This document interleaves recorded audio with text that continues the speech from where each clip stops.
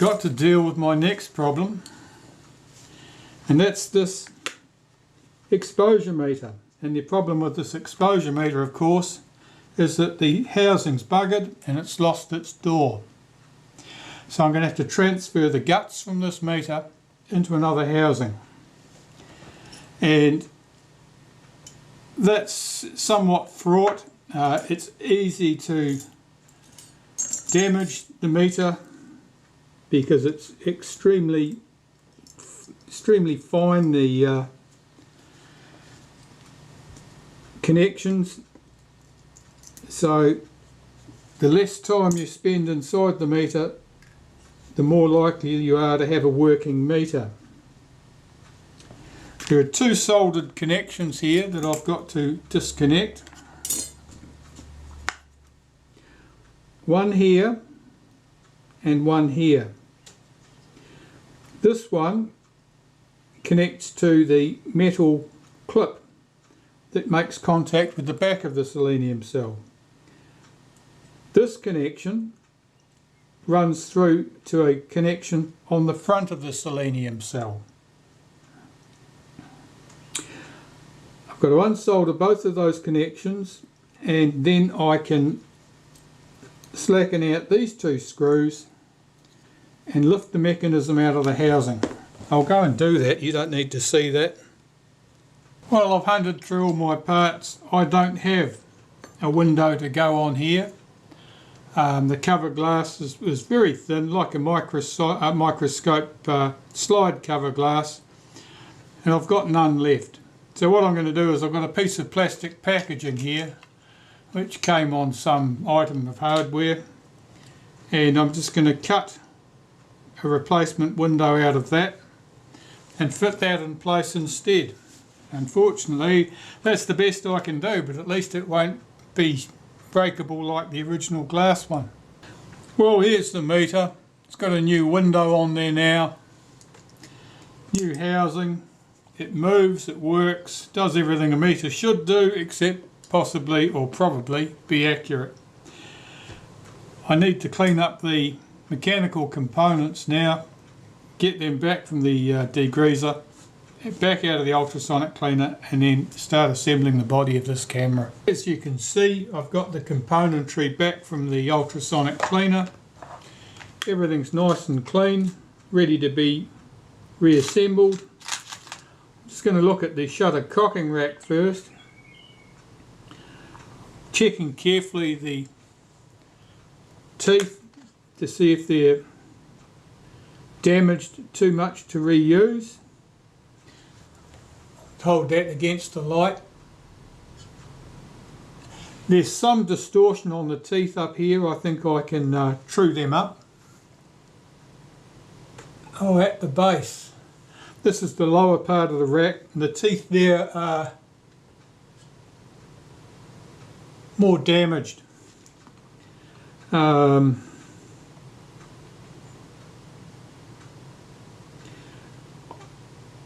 don't think this can be saved. I think that rack is too damaged. These teeth are too damaged. I'll try reforming them to some extent. What's happened is that the metal, this is nickel plated brass, the metal was distorted, it's been stretched. I can see from these bright points here that the metal has been stretched upwards and downwards too. I can feel that. If I tap that down flat again, that may push back. Likewise here. Looking at the shape of that damage, I suspect that the rack has been pulling against, almost pulling against a lot of it's just been too hard. I think that we know that the shutter timing was incorrect. We don't know that misplaced gear was the only position that it had been in while it had been misassembled. It's possible that the rack has been stressed because the action was running right up against a hard stop. I'll see if I can clean this up. I don't want to replace that rack. I think I've still got one here. I'm waiting for some to arrive from Micro Tools at the moment, but airmail is somewhat slow in New Zealand and probably all over the world.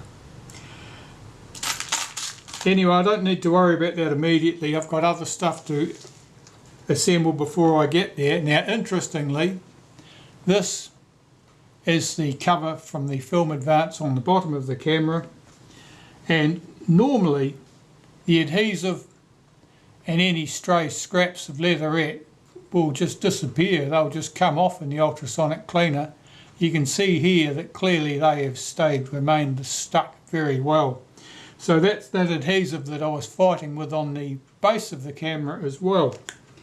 And whatever it is exceptionally durable. So I've got to clean this component up manually now. I really did hope that rubbish would fall off in the cleaner. Well, I'm going to start here with the front standard and so forth. And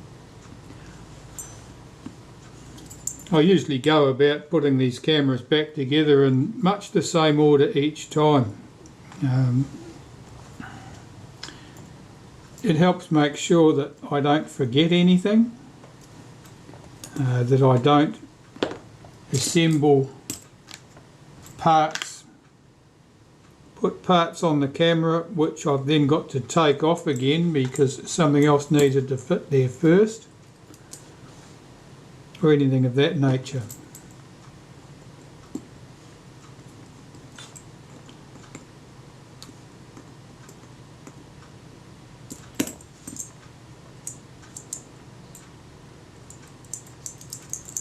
On this camera there's a metal shim under here.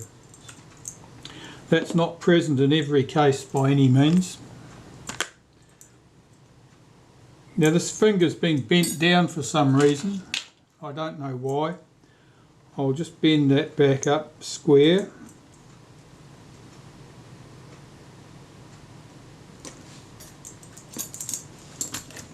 But that's all moving freely, there's no problem there. I've got the return spring that goes here. That looks a little bit bent to me. The spring, I mean,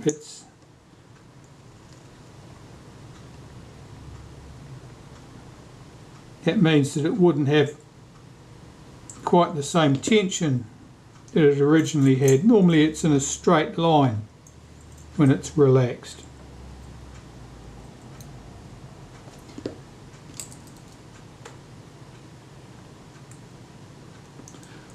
It started, that spring hooked back under that stud. Get that screw on that spring post done up tight. That's moving smoothly. That's good. I'm going to put a touch of graphite powder here and here to lubricate that. I'd like that to stay dry. I don't want to use any grease. Here we've got broad flat surfaces. Grease in a position like that is inclined to get sticky over time. Grease typically does, and with broad flat surfaces it can become very sticky and stop things from moving, because broad flat surfaces tend to get glued together. The grease doesn't want to shear. So I use graphite powder in a position like that. Graphite powder is dry. It's never going to get sticky. It tends to work well in that position.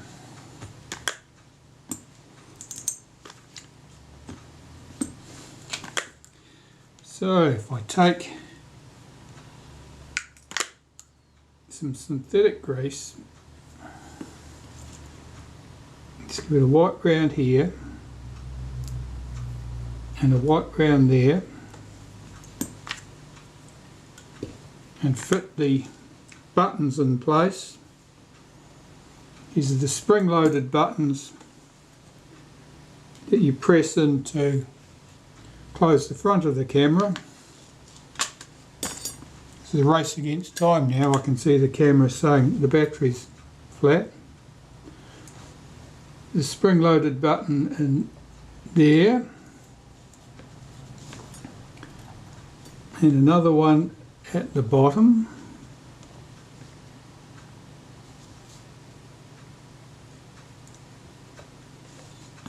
And I can slide this into the bellows shroud. If I can get that on its guide rails, there we go.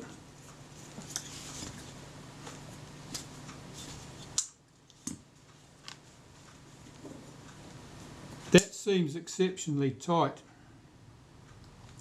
I did have to thump this when I was getting it apart. I think that the shroud is pushed in slightly, leaving it tight, so I'm going to just lever that out slightly.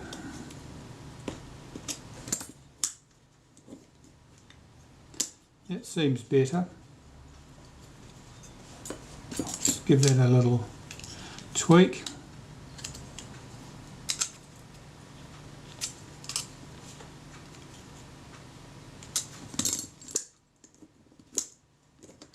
That's much better. Right, well, I'll change the battery on my video camera and then lubricate this part. So, some synthetic grease. We've got the rails here, top and bottom. Need to get some grease on there. They're the guide rails that lens standard slides on.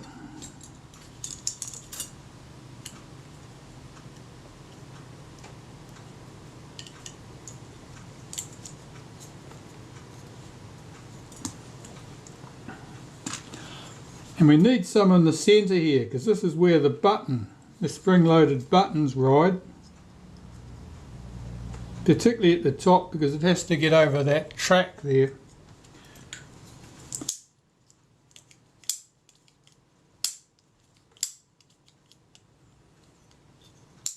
That's nice and smooth.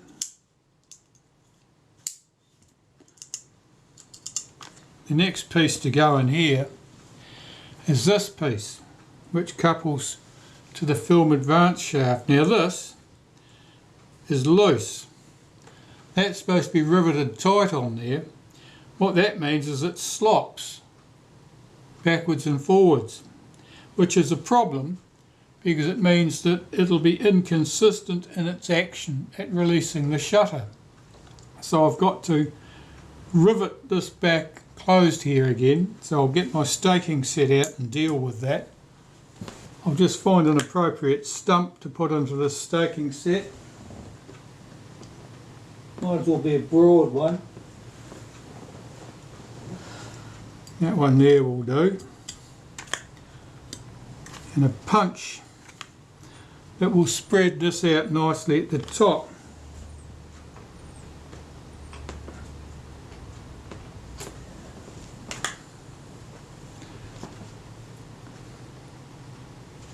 This one may do.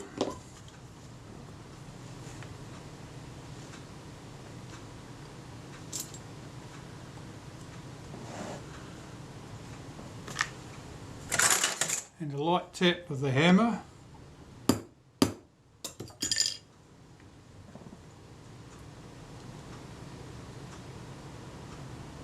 That feels pretty good. I just got the ghost of a movement there. I'll just tap that again.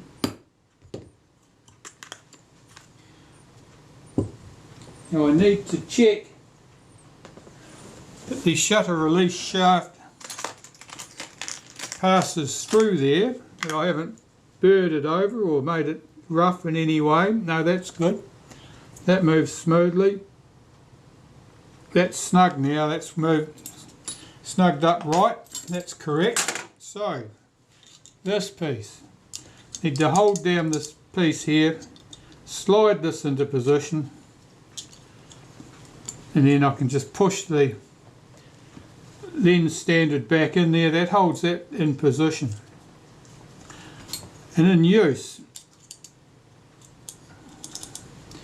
you can see that the shutter release shaft here passes through there and presses on the top of it, and it in turn bears on this lever here, which in turn bears on the shutter itself. So that's fine, that's that part done, and that part is ready to go back in the camera body. But before I put that in the camera body, I've got to put the transfer shaft back in place. This piece here, this transfers the action from the shutter cocking rack through to the front of the camera.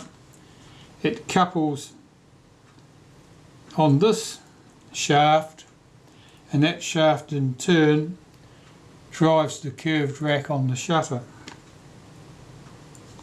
Looking at this piece, there's a bit of corrosion on it.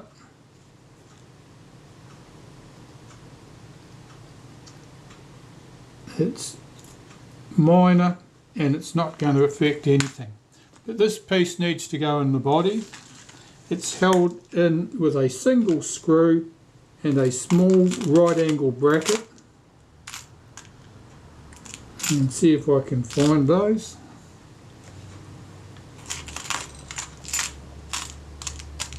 Here's our bracket, and the screw is an unusually short round headed screw.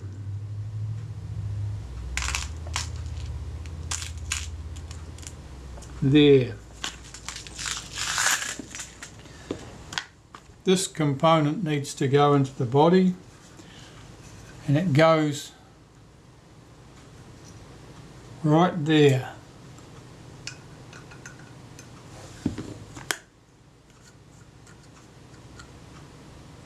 So I'll use a bit of synthetic grease on that pinion, put that into place in the body, put its bracket in position, and holding the bracket in position with my finger from underneath, I can put the fixing screw in from the top. I've just done that up very lightly. The position of that bracket determines how much movement there is on that gear. And if that gear is allowed to slop backwards and forwards too much, it means it won't be in full contact with the whole width of the shutter cocking rack. And if it's not in contact with the full width of the shutter cocking rack, it means that the load is being taken on a narrow width of the shutter cocking rack, and that means it would fail sooner. So it needs to be kept in there nice and snug up against the housing, and I've found from experience that a clearance of 4/1000 of an inch works really well. So I'm going to take the shutter cocking rack. It feels a bit rough, and I was going to deal to that.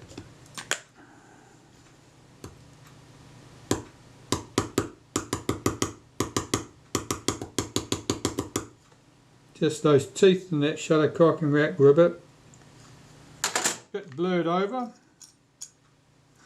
So I'd normally put the rack in there like that, put my feeler gauge in at the back, 4/1000, slide the bracket and screw as far back as it will go, do the screw up tight, check that the bracket hasn't twisted, check that the rack moves freely, and that would be a good position. Sufficient clearance that the rack moves smoothly. But there's very little movement on the shaft here. It's not slopping that gear backwards and forwards. I've got to deal with that rack before I finally fit that. If it's not going to be reused, I'll be using a new one. But anyway, so far so good. This part's good. I can slide the bellows shroud into position. and the bellows shroud is held in position with 4 screws, and typically 2 of them are fairly mutilated because they've come from the bottom of the camera. They were under the glue and they're typically a fight to get them out. And 2 from the top, which are also typically not especially pretty because they're usually done up very tight and take some effort to get loose. So the 2 from the bottom of the camera are identifiable because they are dark and dirty. They've got the remains of the adhesive and so forth on them, and the clean ones are from up at the top of the mechanism where they've had no such problem.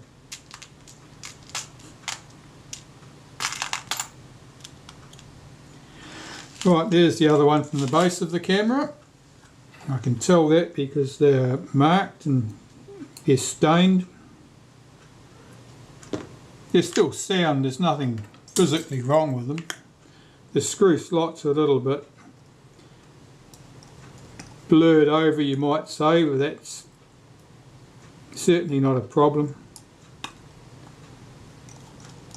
So I'll do those 2 screws up lightly.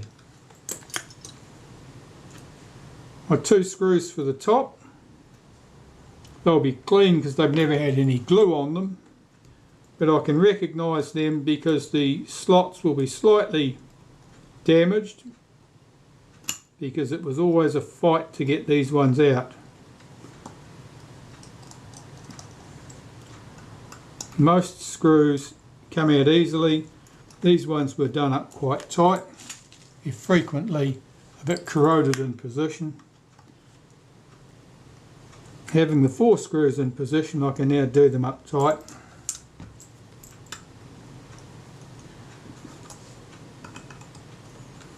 You can see I'm using 2 hands on the screwdriver there to make sure I get a good firm grip on that. That's good. If I drop my shutter release shaft in from the top there to hold that piece here so that it doesn't fall out and cause me grief. And I can check the action here of the front standard, and it moves nice and freely. That's good. So far so good.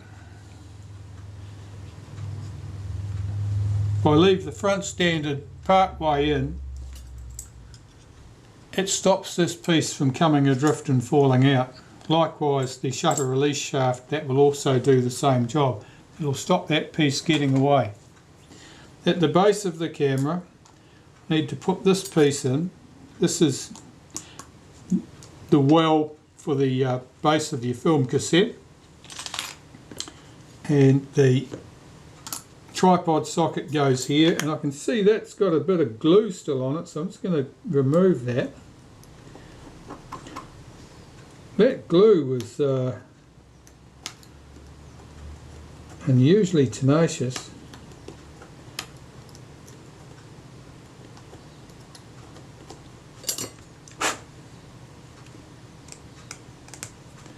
You don't normally have to fight with glue to that extent.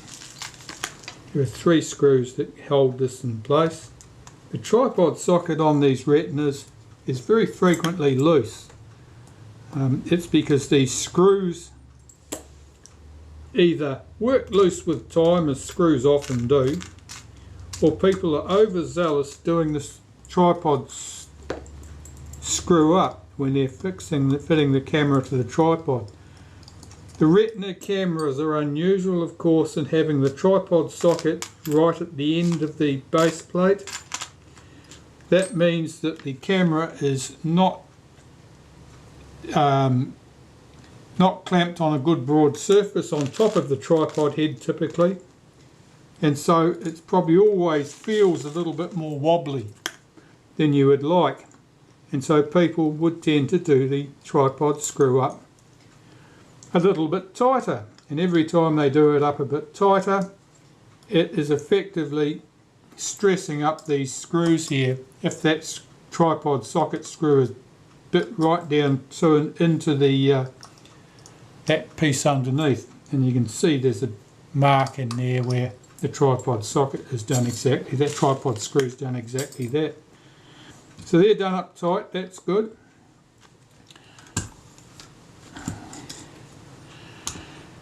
I need to put in my lock lever and my release lever. So I'm taking some molybdenum paste, wiping it into those three positions there, wiping it into this front position here where the return spring for the release lever runs, wipe here and here, and then my lock lever is here. The lock lever's job is to lock the film advance when the frame counter reaches number 1.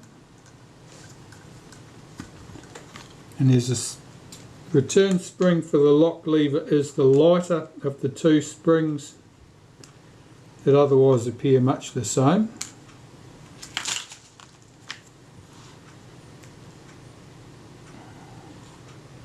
That just tried to get away. There it is.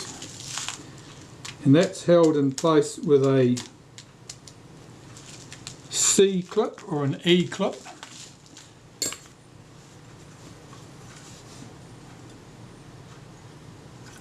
Put the spring in place, hold it down with my thumb so I can put the clip in position in its slot. Get the clip in its slot, push that into place with the back of my tweezers, and there's our lock lever. Moves freely in its guide. The release lever. The release lever has another spring at the base here which acts to keep this pushed inwards in contact with the cam on the bottom of the film advance. Now that spring on the base sometimes breaks, and that causes the advance lever to lock out, fail to return to the rest position.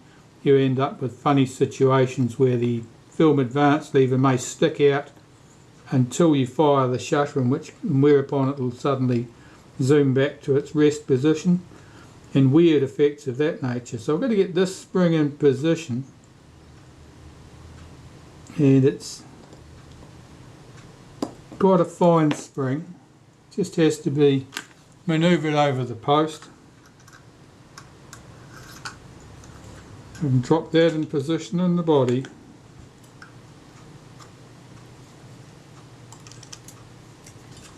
To get this up through the hole in the top of the casting here. Make sure that's not tucked behind anywhere incorrectly. That's good. I'll go back where you were. Of course it immediately fell down as soon as I took my eyes off it.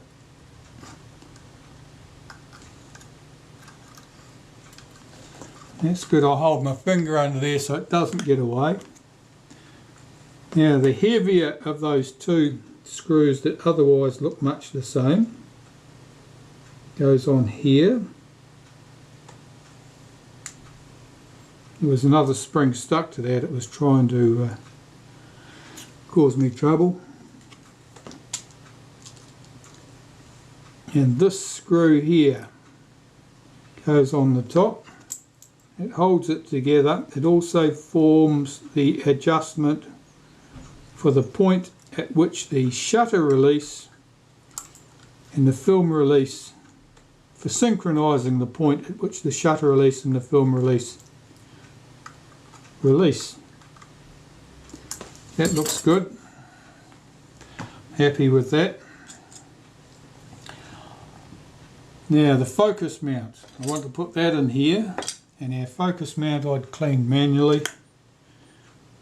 That can go in to the front standard, and that is held in place with 4 nickel plated screws, round head screws.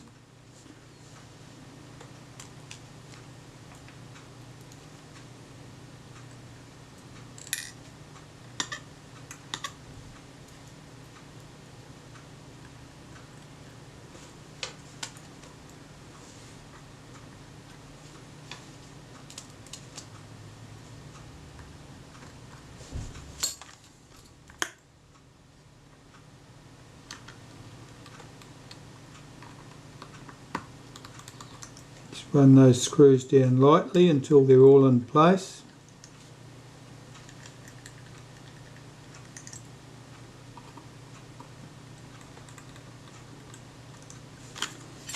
I'll just slide that shutter release shaft in there so that that doesn't get away. Right, now they're all in place, I'm going to tighten those 4 screws up.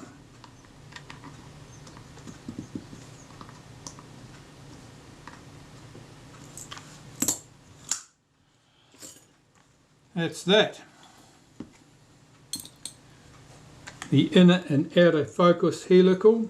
Now you can probably see there's a couple of bright marks here and one on the opposite side, and a couple of bright marks here, one on the opposite side. They have to match up at the point where the front surfaces are at the same level. And there they are, they're about 180 degrees out. So I'll just move that round a bit and restart that, those 2 pieces together. I've overdone it, so I'll go around this way. More.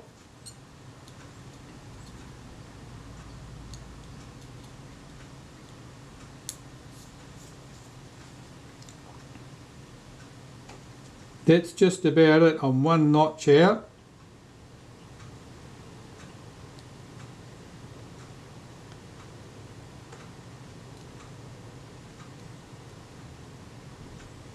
Multi-start threads are always entertaining to get started. Now I'm at least 1 notch out the other way.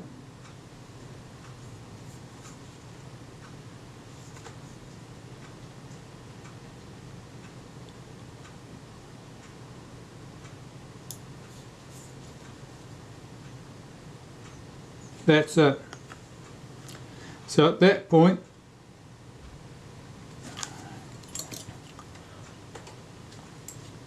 where these lines line up, those front surfaces are level. That's the correct position. That's so I know that I've put it back exactly where it came from. Now running this inner and outer together, it feels a bit dry, a little bit rough. This has been cleaned. I'm just running a bit of naphtha on there, and then I'll work those threads together. And that causes them to polish each other down, really.